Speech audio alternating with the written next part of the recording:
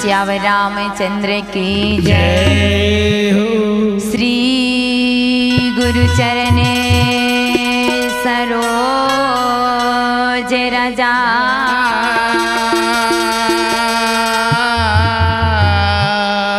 निज मल मको रे सुधा परिणार घुवरे विमान जसु जोदायक फल बुद्धहीन तनु जान के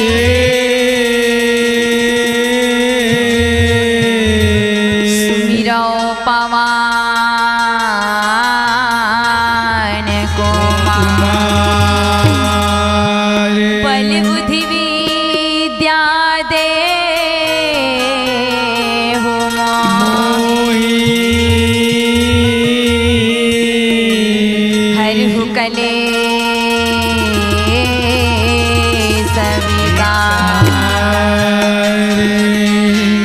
बोल श्यावर रामचंद्र की जय। बोल पावन धाम की जय। बोल पनिसुत हनुमान की जय। रागी भैया आज मैं राजा हरिश्चंद्र के पावन कथा ला अपन मति के अनुसार सुनाए बढ़ जावत हूँ। यदि कोनो प्रकार की टूटी हो जही तेला अपन लेका जान के समाज ले हो। बोल राधा कृष्ण भगवान की बोल श्यावर रामचंद्र की जय।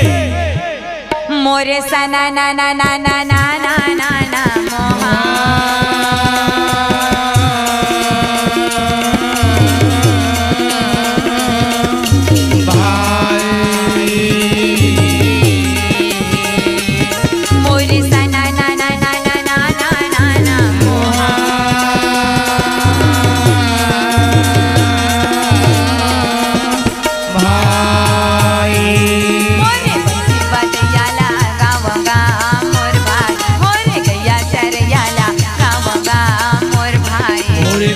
चरियाला गावगा मोर भाई मोरे बंसी बजियाला गावगा मोर भाई।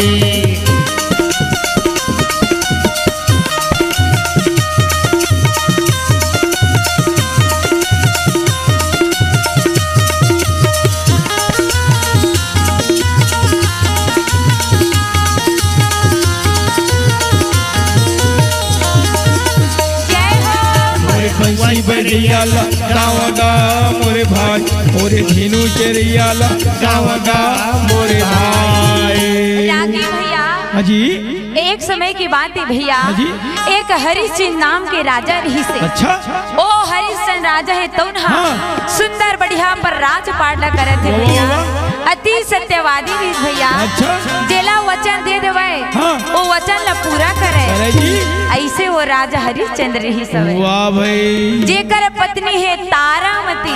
अच्छा जेकर पुत्र है रोहित कुमार। वाह भाई सुंदर भैया हरिश्चंद्र राजा है पर राजपाट चलावत रहे जी। रागी एक समय की बात है उस समय के देवराज इंद्र की सभा में सारी सभा लगे रहे। अच्छा बड़े बड़े ऋषि मुनि मन पहुँचे रहे सब देवी देवता मन पहुँचे रहे।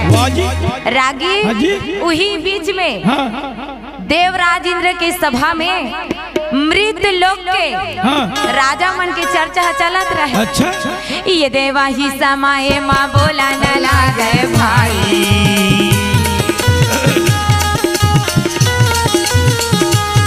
ये देवा ही समय माँ बोला न लागे भाई वही समय माँ का सब ये झन ये बोलेगा ये रागी मित्रों के राजा मन के चर्चा चलत रहे। कैसे मृत लोक में कौन ऐसे राजा हवे जिन अपन सत्य में अडिग रहे अडिग हवे जिन अपन सत्य ला पूरा करे बर कुछ भी करे बर तैयार है। कौन ऐसे राजा हवे वही ये समय मांगा बोलन ये दे लागे ना घरे ये सभा माये दे आज हो। वही गसामी में जब बोलन जब लगेगा भरी सभा में ऐसे आज हो। वही ये समय मांगा बोलन ये दे लागे ना घरे ये सभा माये दे आज हो।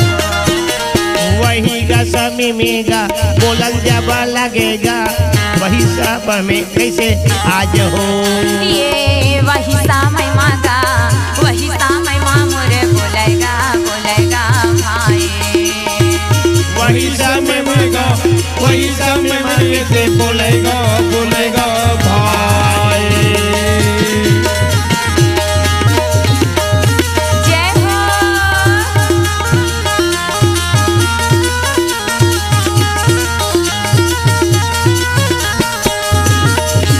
ये वही समय मांगा वही समय मांग कैसे बोलेगा बोलेगा भाई।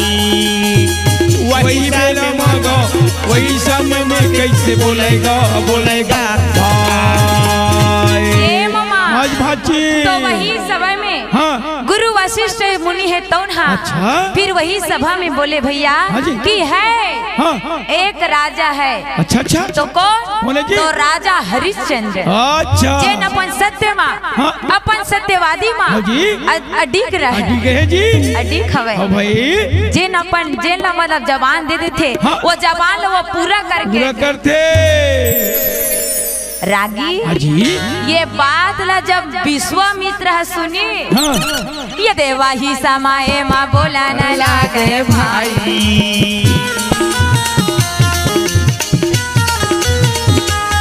ये दे विश्वा ये मित्रा ये बोला न लागे भाई। देवा ही समय माँ बोलेगा भाई देवा ही समय माँ बोलेगा मोरा भाई।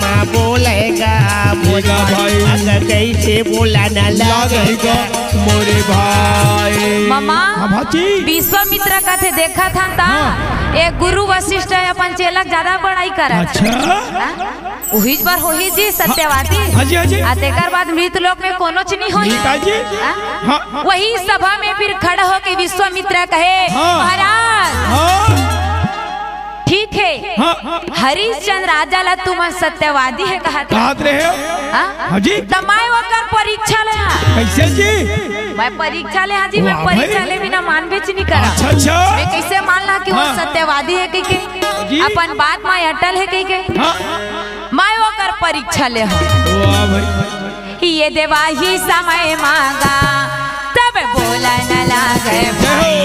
ये दे विश्वा ये मित्रा तब बोला न लागे भाई। ये देवा ही समय माँ पियागा मोरे बोला न लागे भाई। ये दे वही समय माँ पियागा मोरे बोला न लागे भाई।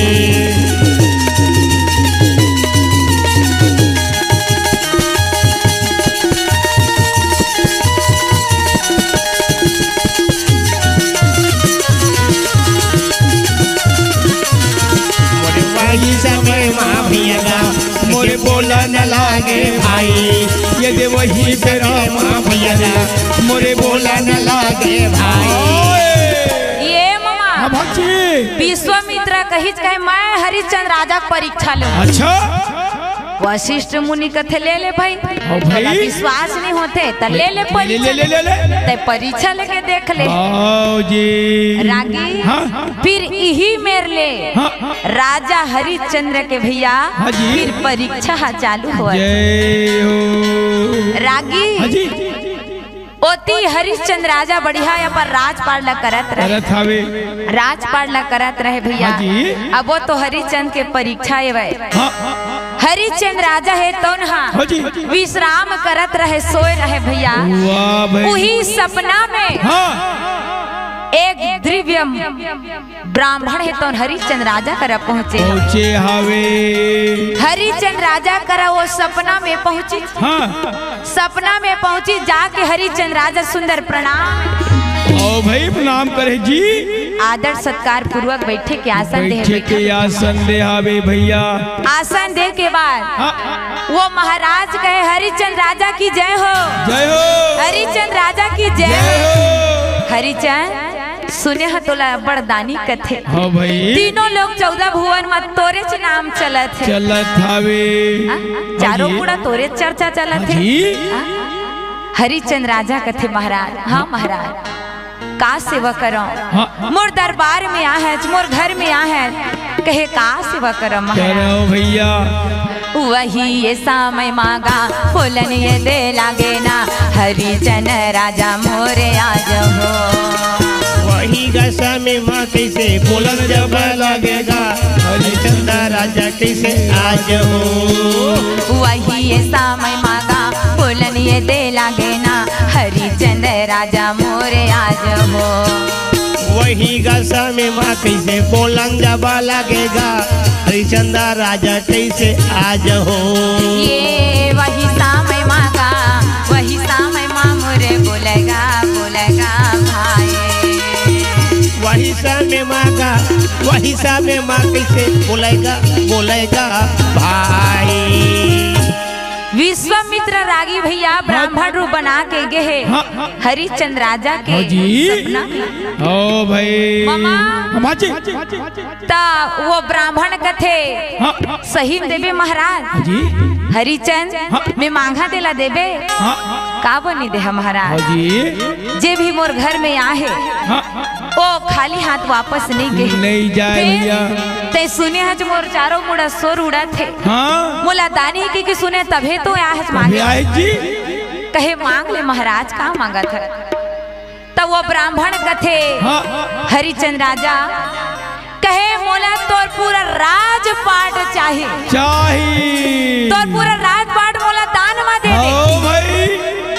पूरा राजपाट ऐसो आराम ला तोड़ दान में दे दे दान दे दे दान दे दे दान दे देगा दान दे दे दान दे दे दान दे देगा तोरे राजे पाठेला मोला दान दे दे तोरे राजे पाठेला मोला दान दे दे दान दे दे दान दे दे दान दे देगा दान दे दे दान दे दे दान दे देगा तोरी राजे पाठेला मोला हरिचंद तोरी राज तोर सब राजपाट मोला दान में दे दे।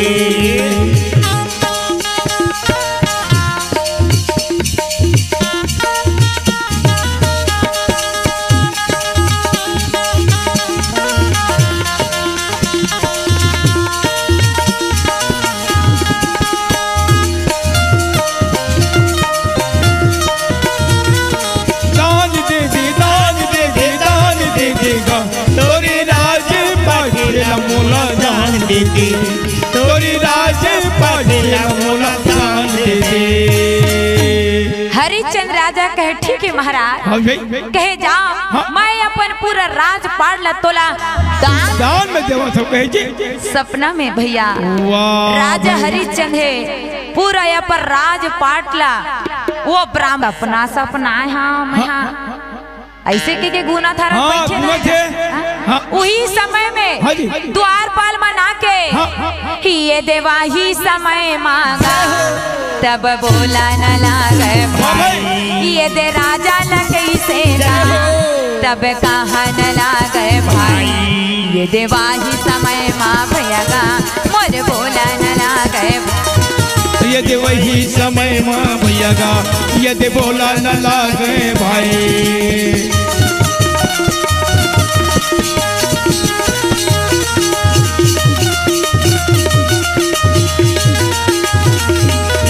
यदि वही समय माँ भैया का यदि बोला न लागे भाई यदि वही बेरा माँ भैया का मोरे बोला न लागे भाई।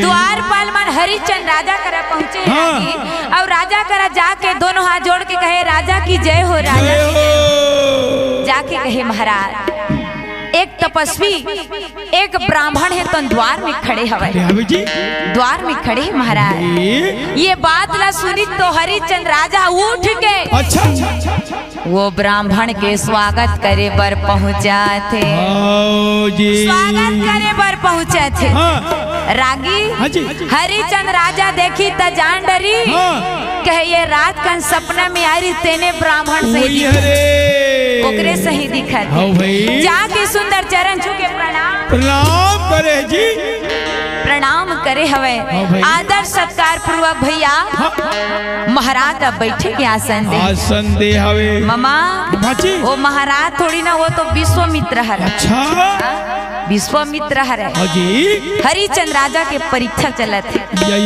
या मामा भाजी। सुंदर बैठे के आसन दे हवे हाँ जी आसन दे के बाद हाँ विश्वामित्र ये बोला थे मोर बोला थे गा वही समय माँ बोलेगा राम जय हरे। विश्वामित्र ये बोला थे मोर बोला थे गा वही समय माँ बोलेगा राम जय हरे। ये दे राजा लगा ओह कहते ना विश्वामित्र ये गा ओह बोला थे ना ये दे राजा ला कैसे ये बोलेगा ये दे बोलेगा राम जय हरे ये हरिचंद बोलेगा रात तक के तो याद है कि नहीं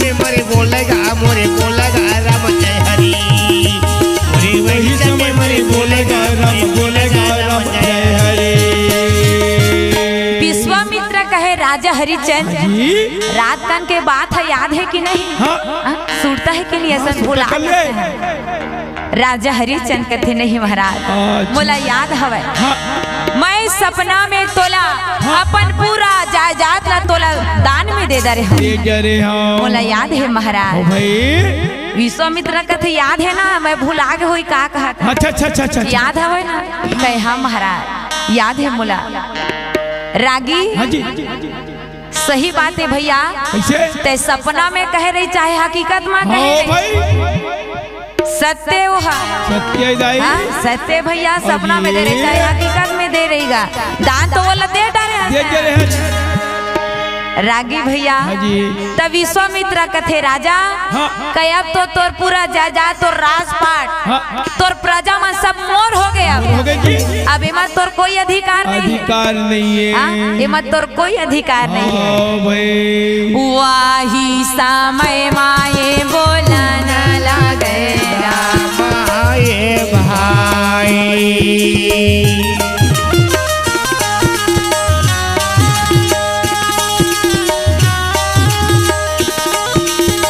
राजा ला कैसे गा बोला न लगे माए भाई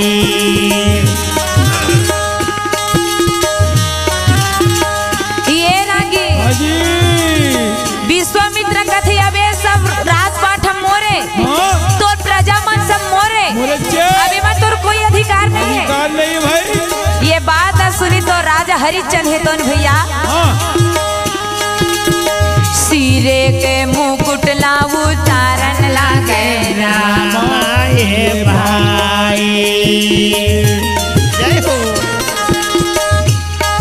उतारन लागेगा बोला न लागे भाई बोला न लागेगा बोलने लगे भाई बोलने लगेगा कहने लगे भाई ये रागी हाँ भाजी विश्वामित्र के बात सुनते तो राजा हरिचंद है भैया अच्छा अपन सत्य में अडिक है रागी ठीक है जी सिर के मुकुट ला उतार के विश्वामित्र के चरण में मढ़ा दी भैया अच्छा विश्वामित्र के चरण में रख दे वाह वाह वाह वाह रागी हाँ जी रानी तारामती हाँ रोहित कुमार हाँ और राजा हरिचंद हाँ एक पुराना फटा कपड़ा ला पहिरे है पहले हवे भैया पुराना फटा कपड़ा ला पहिर के फिर चले हवे आओ जी ये देवा ही समय माँ मोरे जावन लागे, ये दे तीनों ये मूर्ति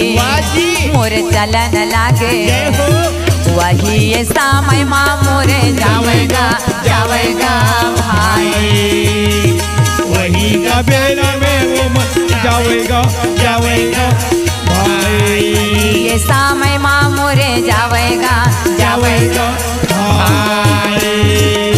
ये रागी तीनों जिन्हें तो पुराना फटा कपड़ा ला पहनी रहे भैया, और पुराना फटा कपड़ा ला पहिर के राजपाट ला छोड़ के फिर हरिचंद चलत रहे वही समय में ये देवी विश्वामित्रा ये बोला ना लागे भाई, ये हरिचंद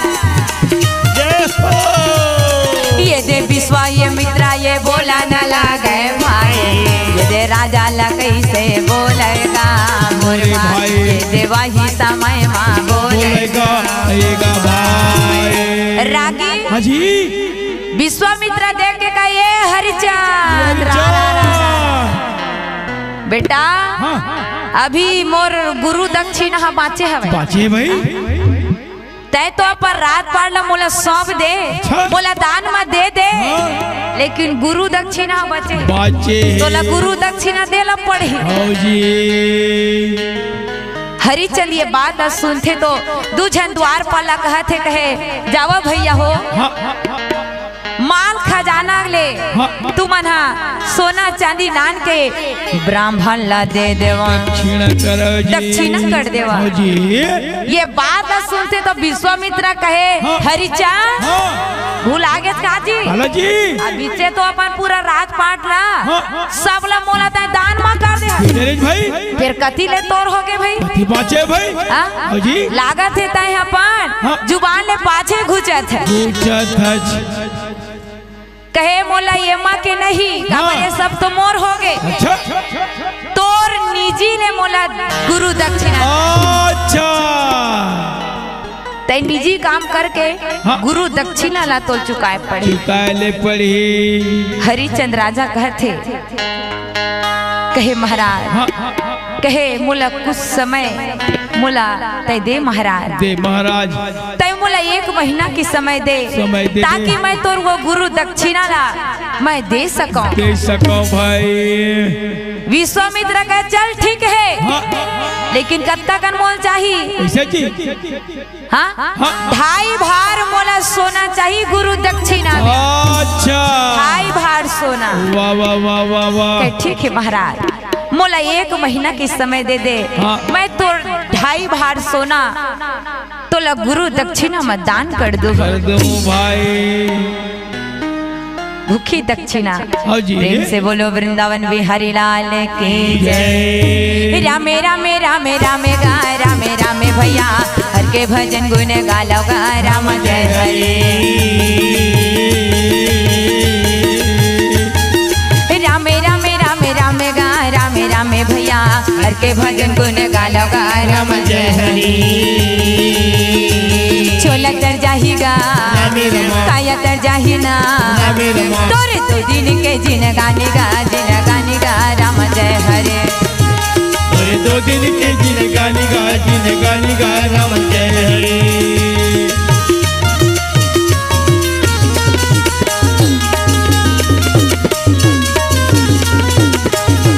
तोरे 2 दिन के जिन गाने गा राम जय हरे।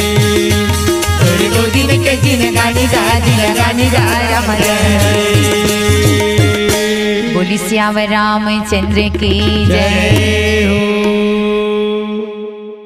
बोली श्यावर रामचंद्र की जय हो, बोली पनी सुत हनुमान की जय। रागी भैया फिर हरिचंद राजा माता तारा रानी और रोहित कुमार है तो ना भैया पुराना फटा कपड़ा ला पहिर के अपन राजपाट पर प्रजा मला सब ढीला छोड़ के फिर ये देवा ही समय माँ जावन लागे भाई।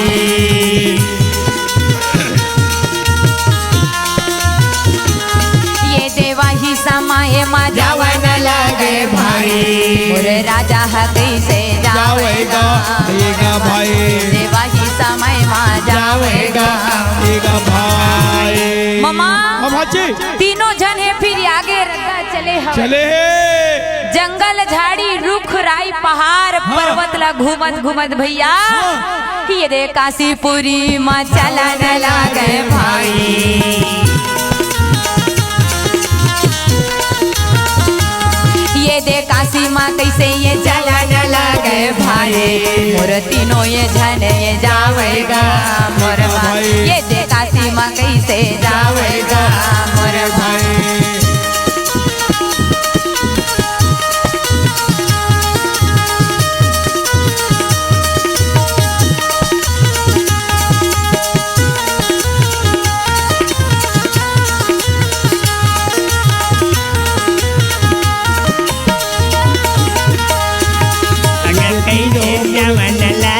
भाई कैसे चलन लगेगा भाई रागी तीनों जन है तो काशीपुरी में पहुंच गए। अच्छा काशीपुरी में पहुंचे के बाद राजा के मन में वही चिंता लगे रहे कि वो ब्राह्मण ला मोला भूखी दक्षिणा देना है का होगा। चिंता से चतुराई घटे दुख में घटे शरीर पापी से लक्ष्मी घटे कह गए दास कबीर चिंता तेहर भजन ही रागी भैया हरिचंद राजा ला चिंता लगे रहेगा काबर ओला तो 2.5 भार सोना भूखी दक्षिणा में देना रहे बपरा के पास में वाही समय माए बोला न लागे रामाए भाई तारामती हाय बोला न लागे रामा ए भाई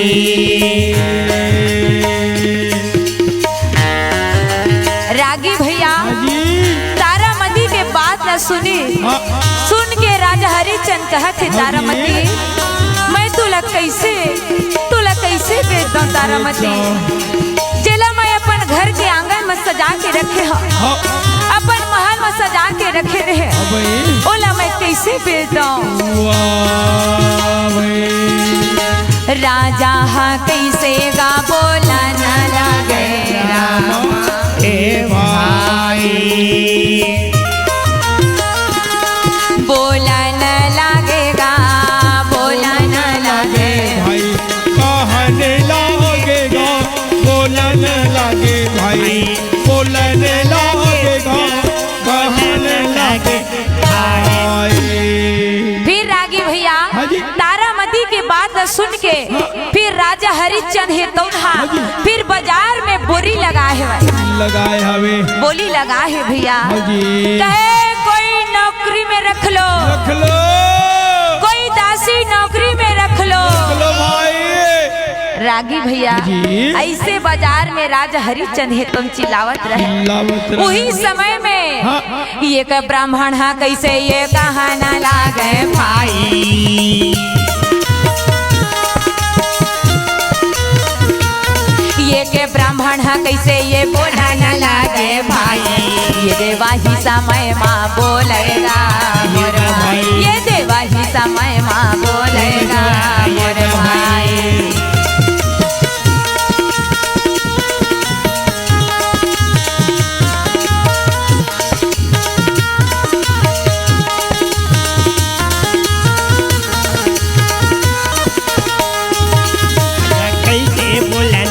लगेगा भाई अरे वही समय माँ बोलेगा भाई। एक महाराज कहे भैया कहे मोला एक दासी की जरूरत हवे एक दासी की जरूरत है कहे बोल का लेबे कर जी राजा हरिचंद कथे महाराज तोर मन अनुसार मोला दे दे महाराज मैं अपन हो के नहीं कहूँ कि मोला दे करके तोर मन में है तोर जैसे इच्छा है वही इच्छा अनुसार मोला कुछ दे भाई। ये बात सुनी भैया तब वो ब्राह्मण है तब रानी तारामती ला अपन घर के दासी बनाए बर काम काज करे बर राजा ला एक भार सोना दे हम। वाह भाई, एक भार सोना दे हाँ जी। रागी हाँ रानी तारामती है तो ना हाँ फिर बिका गे भैया। वाह वाह वाह वाह। वही समय में, हाँ जी वही समय में भैया हाँ जी। बेटा रोहित है तो रोहत रहे। वाह वाह माँ माँ मैं तोर भी नहीं रह सकूं दाई, मैं तोर ले दूर नहीं रह सकूं माता। माँ का भर भैया हाँ जी। पुत्र रहेगा अपन माता ले अलग नहीं हो सकत थे। नहीं रखे ये सब ला देखते तो वो ब्राह्मण ला वो लड़का के ऊपर दया आ जाती। दया आगे भाई, दया आथे तो वो लड़का के बदला में वो लड़का ला घला साथ में रख लेते। जय लड़का ला साथ में रखे भैया। हाँ जी। आ वो लड़का के बदला हाँ राजा ला आधा भार सोना दे। दे गए रागी भैया हाँ जी। रानी तारामती हाँ। बेटा रोहित कुमार है तो वाह हाँ, भाई। फिर बिका गे भैया। भजनी हाँ तबे गोस्वामी तुलसीदास घलो के है का कहे है निज जननी के एक कुमारा तात मात बेटा प्राण आधारा। रागी भैया हाँ जी। दोनों जन है तो काशीपुरी में बिका गे भैया। वाह भाई, ब्राह्मण के घर में चल दी, जल्दी ब्राह्मण के घर में चले गए। आओ भाई। ये थी राजा हरिश्चंद्र। हाँ राजा हरिश्चंद्र करा भैया हाँ। केवल 1.5 भार सोना हवे। भाभी अब विश्वामित्र कहे 2.5 भार सोना मोला भूखी दक्षिणा में देवे के। तेल लगी केवल सांझ के समय भर बचे रहे, 1 हाँ। महीना होए बर दिन भर बीत के सांझ कन भर बचे रहे। हाँ जी। यदि विश्वामित्र जानी कि अब तो हो गए समय है 1 महीना हो गए हाँ। ता राजा के पता लगाया लगाए कि ये देवा ही समाये माया वन लागे भाई।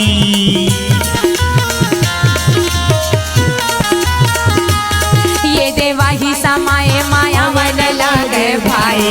मोर विश्वामित्र आवेगा मोर भाई। ये देवा ही समय माया आवेगा। आएगा भाई।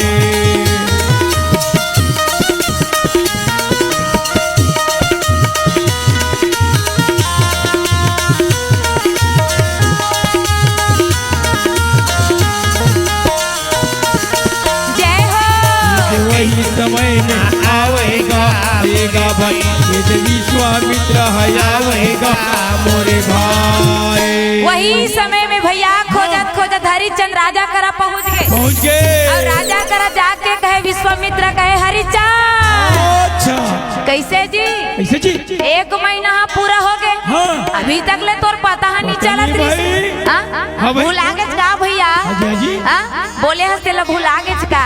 जी राजा हरिश्चंद्र कहते नहीं महाराज मैं वो बात तो नहीं भुलाए हम महाराज, नहीं भुलाया लेकिन अभी मोर करा बस 1.5 भार भर सोना हवे। भावे 1.5 भार भर सोना है।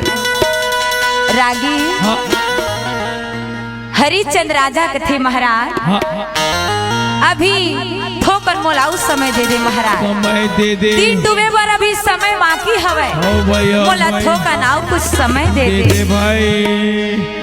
विश्वामित्र का चल ठीक है मैं ठोकर नाव तो समय दे दे भैया, लेकिन दिन डूबी हाँ। ओकर बाद में कुछ नहीं जाना नहीं जाना और भूखी दक्षिणा चाहिए मतलब चाहिए। तो ला दे बर पड़ी आओ जी और नहीं देवे तो सब संसार ला पता चल रही हाँ कि हरिश्चंद्र राजा कितना दानी रही से हाँ। हाँ? अपन सत्यता मा हाँ हाँ कतना अपन सत्यता रही सब इला सब संसार ह जान डरी जान डरी। हरिश्चंद्र राजा कहे नहीं महाराज हाँ। मोला कुछ समय के लिए मोहलत देवा देवा सूर्यास्त होए से पहली हाँ। तो 1 भार सोना में लान के दे क्या कहे जी वाही समय माए बोला ना लागे रामाए भाई।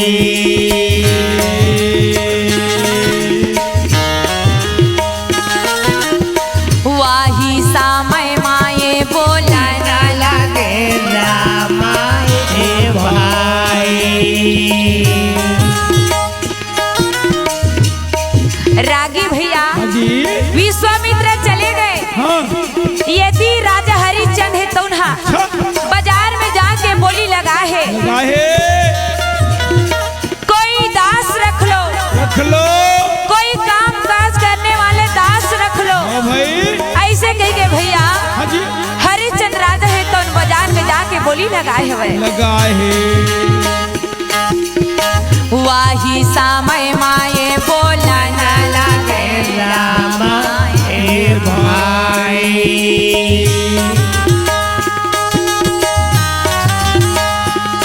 बोला न लागेगा बोला न लागे भाई बोला न लागेगा बोला न लागे भाई बोला न लागेगा बोला न लागे भाई ये रानी हाँ जी केवल थोकन समय बचे भैया हाँ जी। मोती राजा हरिचंद जाके हाँ। बाजार में फिर बोली लगाए लगाए कोई दास रख लो रख लो कोई काम करने वाले दास रख लो रख लो ऐसे कह के भैया वो बाजार में फिर बोली लगाए चिल्लात रहा है जी तब वही समय मांगा ये दे कहाँ न लागे भाई ये के डो में है कैसे तब बोला न लागे भाई ये दे वही समय मांगा तब बोला न लागे भाई कैसे वही पे रामा रे मोरे बोला न लागे भाई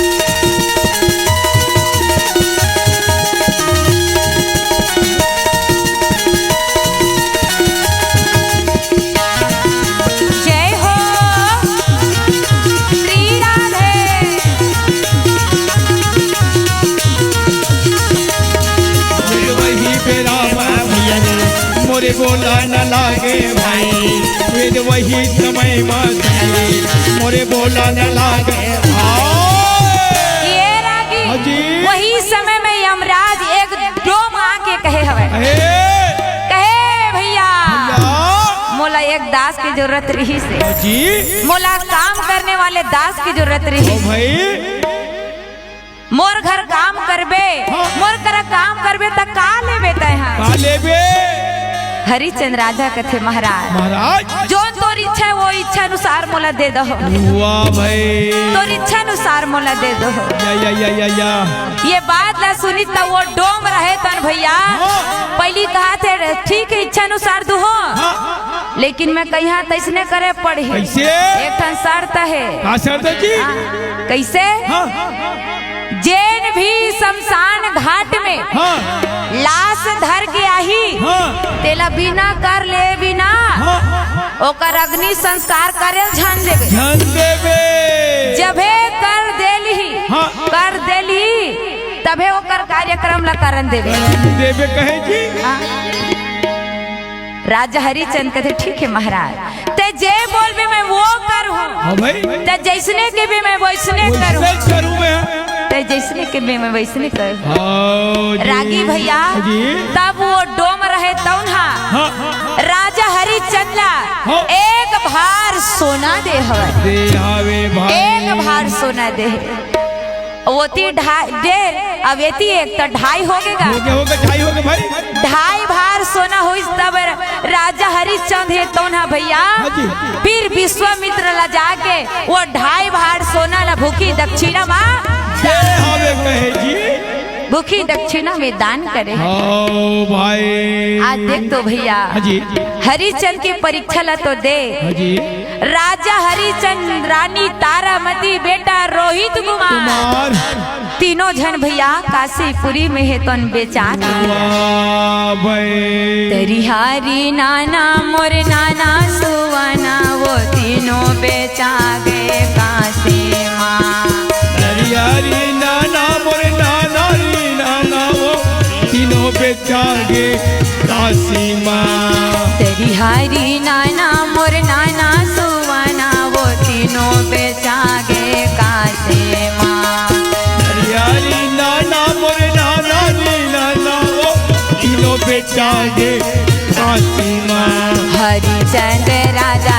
तारा माती रानी जय माँ रोहित कुमार तीनों बेचा के काशी माँ हरिचंद राजा तारा माती रानी जय माँ रोहित कुमार तीनों बेचा गे काशी माँ तरिहारी नाना मोर नाना सुवाना वो तीनों बेचा के काशी माँ हरियारी नाना मोरे नाना री नाना वो तीनों बेचा गे काशी माँ तरिहारी नाना मोर नाना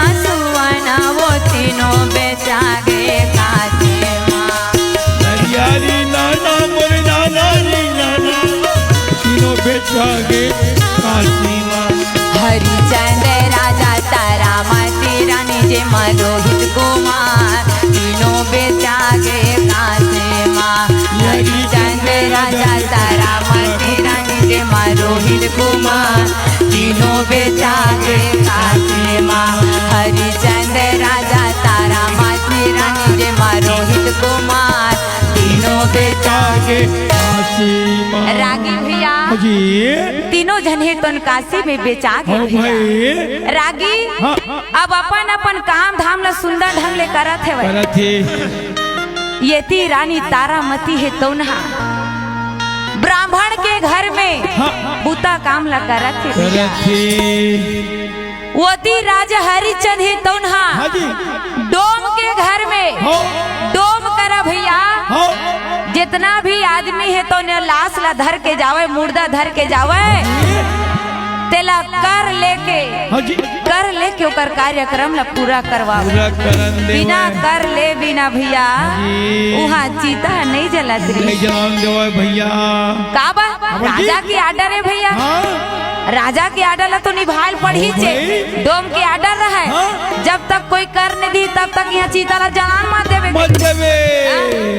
रागी जी ऐसे उकर मन के दिन हा बीतत रहे हाँ एक दिन भैया हाँ जी वो ब्राह्मण हे तो कहे बेटा रोहित कुमार हाँ। कहे जा फूल बगिया ले पूजा पाठ करे बार फूल तोड़ के ना दे लाबे भाई। काबर हाँ जी रोहित कुमार के काम रहे ओकर छोटे मोटे काम भैया अब लड़का थोड़ी ना बड़े काम ला जोगी हाँ जी हाँ जी हाँ जी फूल तोड़ना वन ले लकड़ी काट के नाना यह रोहित कुमार के काम काम रहा है। रागी भैया हाँ जी वो ब्राह्मण है तो रोहित कुमार ला कह दी भैया हाँ। कि जा बेटा फूल बगिया ले पूजा पाठ करे बार फूल तोड़ के नान दे लाबे भाई। वही ये समय मांगा जावन ये दे लागे ना रोहित कुमार भैया आज हो वही समय माँ भैया जवन भला लगेगा रोहित कुमार कैसे आज हो। वही ये समय मांगा जावन ये दे लागे ना रोहित कुमार भैया आज हो वही समय माँ कैसे जवन भला लगेगा रोहित कुमार कैसे आज हो। ये वही समय मांगा वही समय मामूरे जावेगा जावेगा भाई वही समय में गा वही समय में वो दे जाएगा जाएगा भाई।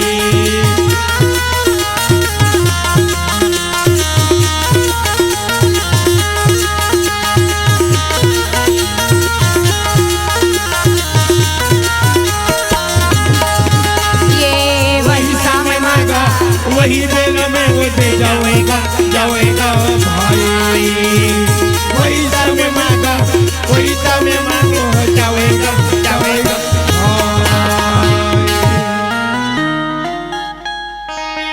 शरीर के दुखला साला कहना ये भैया उठ पीरा शरीर के दुखला साला कहना ये भैया उठते कले जावा मेरा सर के दुखला काला कहना ये भाई मोर उठते कले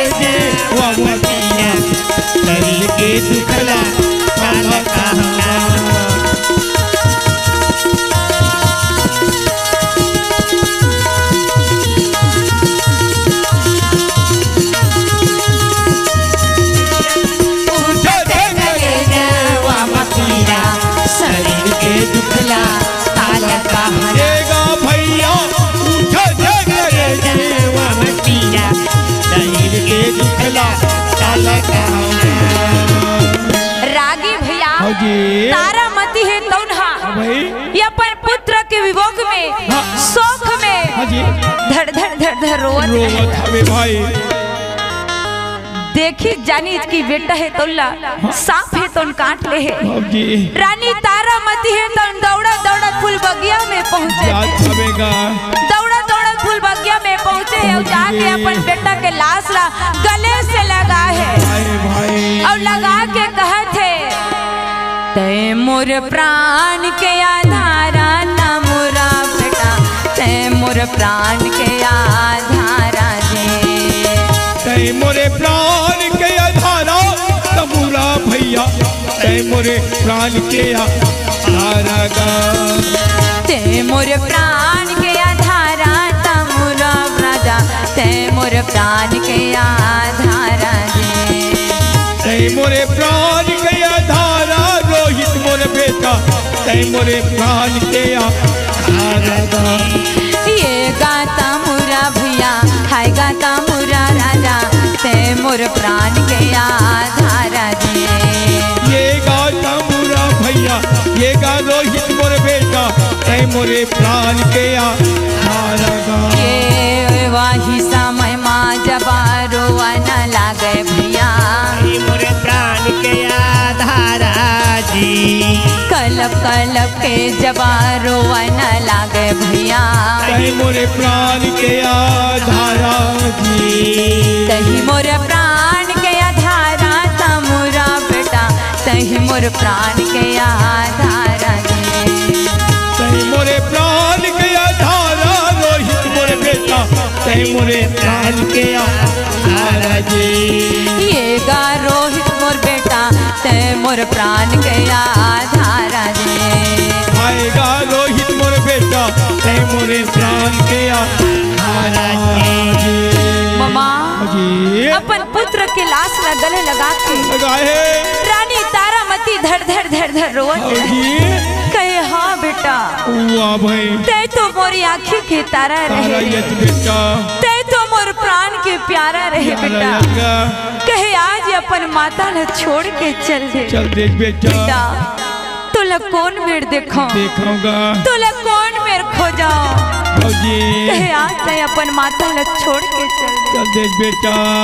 हाय बेटा हाय बेटा हाय बेटा गले लगा के तारामती रो पड़ते हैं बड़े भाई कावर भैया जी महतारी है रागी ओला एक महतारी है जानी जानते जी कि पुत्र के जाए के सो का होते होते चला जब पुत्र चले जाते जी तो का होते दिल में का बिथे एला एक महतारी है जानी जानते जी एक महतारी है जानी ओ भाई रागी भैया जी पुत्र गले लगा के कलप कलप के रोवत थे वो थे का सब बतावे भैया वो समय के दृश्य ला पल पल पल पल आँखी ले आंसू बोहावत थे बेटा ते तो मोरी आँखी के तारा ताराज बेटा का जाना वेला ठगी कई के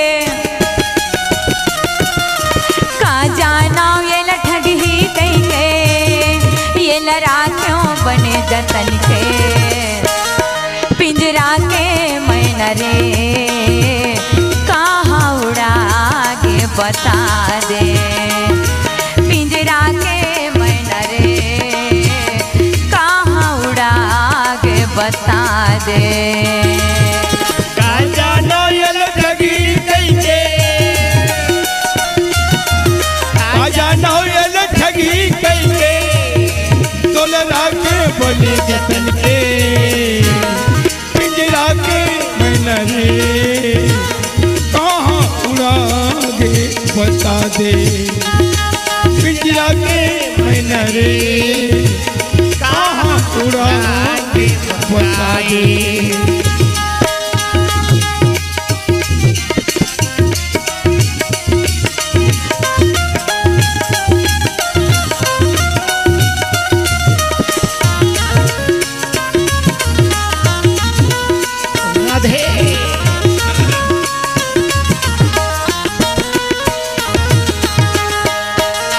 कोनो आवत है कोनो जावत है कोनो करे तैयारी कोनो करे तैयारी गर्व गुमान झन कर बेगा भैया मिल ही जगह करारे गर्भ गुमान झन कर बेगा भैया मिली जगह करारे कोनो आवत है कोनो जावत है कोनो करे तैयारी कोनो करे तैयारी गर्व गुमान झन कर बेगा भैया मिल ही जगह करारे गर्भ गुमान झन कर बेगा भैया मिली जगह करारे का जाना वेल ठगी कई के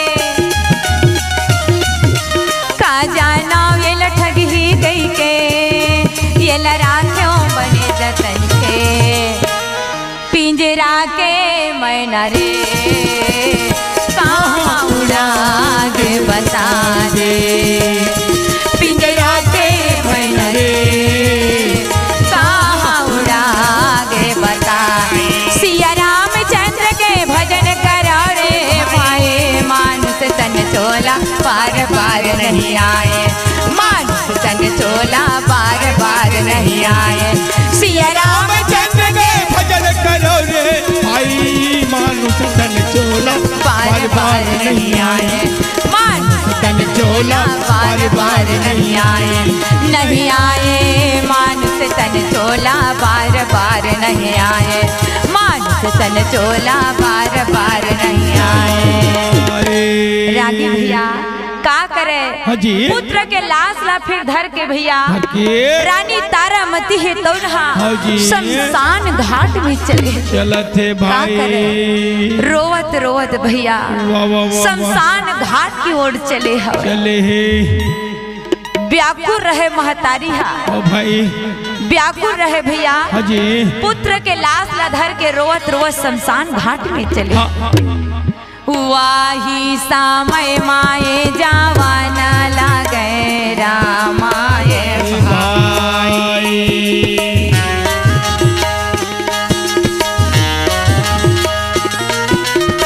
वाही समय माए चलन लगे रामाए भाई।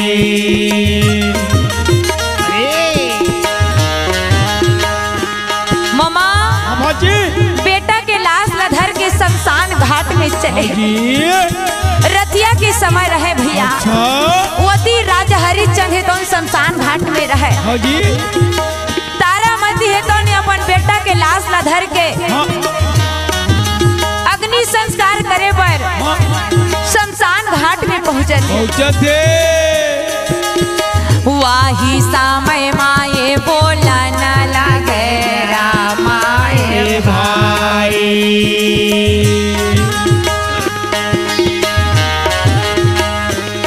बोला न लगेगा, बोला न लगे भाई, बोला न लगेगा, बोलन लगे भाई, बोलन लगेगा, जावन लगे भाई। रागी भैया हाँ जी। शमशान घाट में पहुंचे हवे। हाँ भाई। शमशान घाट में पहुंची, राजा हरिश्चंद्र कहे रुक जाओ रुक जाओ, बिना कर दे बिना, हाँ। बिना कर दे बिना मैं यहाँ चीता जलान नहीं दे सका। हाँ ये मेरे चीता जलान नहीं दे सका। हाँ भाई। तारामती कहा थे महाराज, अच्छा। मैं गरीब आदमी हूँ महाराज, मोर करा काही नहीं है, कुछ नहीं है भाई, मोर करा कुछ नहीं है, नहीं है। मैं कहा कि तुम अल्लाह कर दो महाराज। भाई मोर बेटा है तौला, सांप है तो डस देवे, कैसे दे हवे, जेकर कार्यक्रम ला मोला यहाँ करना हवे, करना हवे भाई। एक चिता ला जलाए की इजाजत दे दो महाराज, मोर करा काही नहीं, मोर करा कुछ नहीं है, मैं का कर देवा देवा भाई। रागी भैया राजा हरिश्चंद्र तो अपन सत्य में डिगे भैया, ओला तो अपन मालिक के कहना ला करना है भाई। हरिश्चंद्र राजा कहे नहीं देवी, हाँ। जब तक तय कर नहीं देवे तब तक मैं यह चीता ला जलान नहीं दे सका, मोर मालिक के आर्डर हवे, मोर मालिक के आर्डर है। रागी भैया झिमिर झिमिर पानी यहाँ गिरत रहे, न हरिश्चंद्र है तो तारामती ला पहचान सकत है, न तारामती अपन पति ला पहचान सकत जी। रथिया के समय रहे कहाँ पहचान रहे, राजा हरिश्चंद्र है तो रात दिन भैया शमशान घाट में रही वहाँ पूरा करिया हो गया कोयला के समान।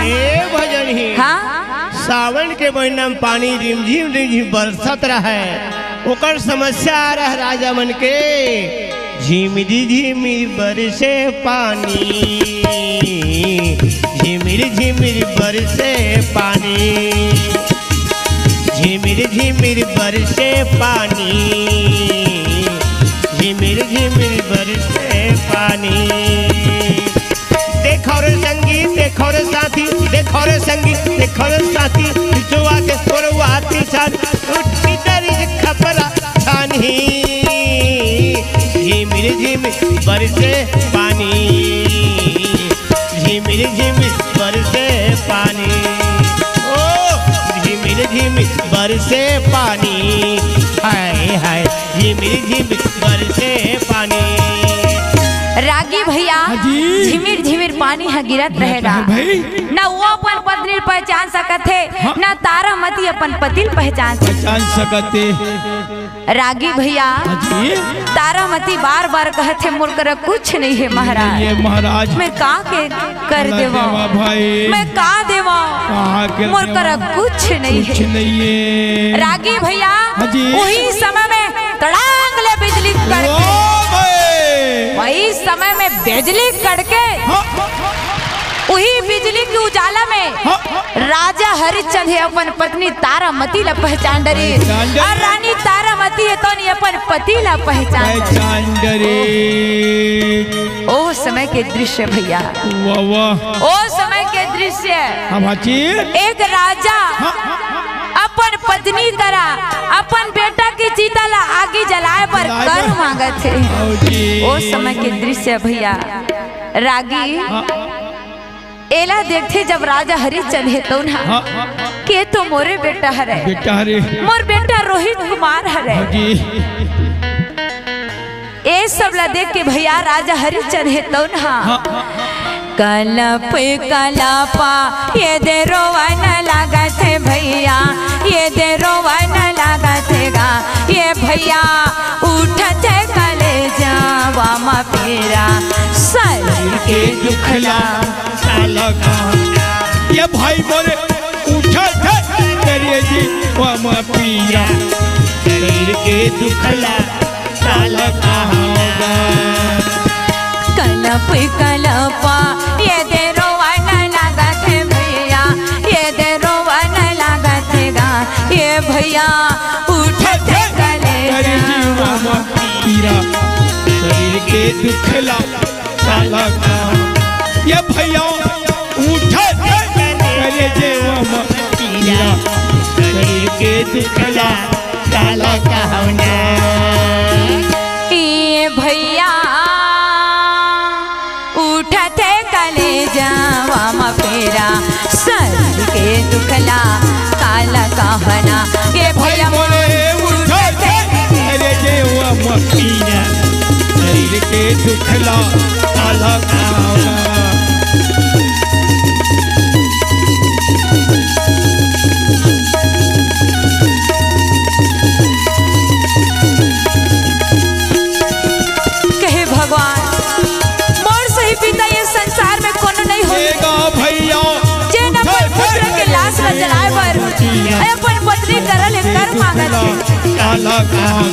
ये भाई मोरे उठा करे जी पिया शरीर के दुखला काला कहांगा रागी भैया का करे भैया हरिश्चंद्र तो धर धर धर धर रोवत थे लेकिन अपन छाती में पत्थरा ला लाद के हवे पत्थरा ला लाद के कहते तारामती कहे मैं कर ले बिना मैं चिता ला जलान नहीं दे सकता मोर स्वामी के मोर मालिक के आर्डर है मैं अपन मालिक के खिलाफ नहीं जा सका भाई ये दे तारा ये माते मोर बोला न लागे ये देवा ही समय माँ मोर कहा न लागे तारा ये माती हाँ मोर बोलेगा भाई ये समय हाँ मोर बोलेगा भाई कहे स्वामी आप पर कैसे गोठिया था मैं कहाँ लेकर लान के देवा ये तो आपे मन के पुत्र है तोरे लइका है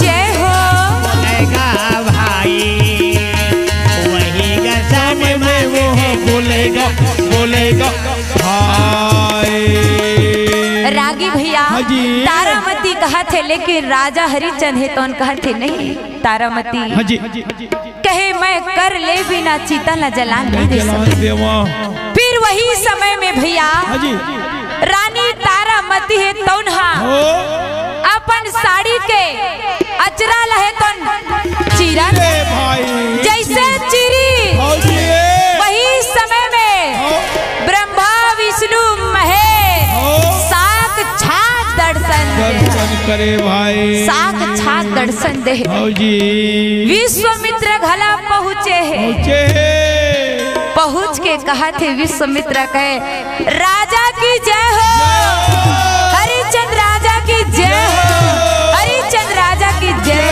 हो। वाह हरिचंद्र बेटा सही माँ माने ला पढ़ी तोला बेटा कि तय जेला बोल नहीं था जो वो काम ला तय करके दिखाते बेटा तय अपन सत्यता माडी खज बेटा आज मैं जान डरे मैं तो तोर परीक्षा लेत रहे तो राजपाट कहीं नहीं गए तोरेज का रहे तोर परीक्षा लेत रहे तोर बेटा नहीं गए तोर बेटा जीवित थे मैं तो तोर परीक्षा लेत रहे बेटा रागी भैया वही समय में रोहित कुमार है तनुट के ये अपन माता पिता ला गले लगाए ये सब ला देखते तो राजा हरिचंद रानी तारामती है तन खुश हो जाते खुश हो जाते रागी भैया वही समय में विश्वामित्र कहे जा हरिचंद कहे जा बेटा तो रात पाट कहीं नहीं गए जा सुंदर अपन रात पाट ला करबे और राजपाट के संग संग अपन प्रजा मन की सेवा ला करत रहे वही समय में भैया राजा हरिचंद रानी तारामती बेटा रोहित कुमार ला धर के फिर राजा हरिचंद है तो भैया सुंदर अपन राजपाट ला चलावत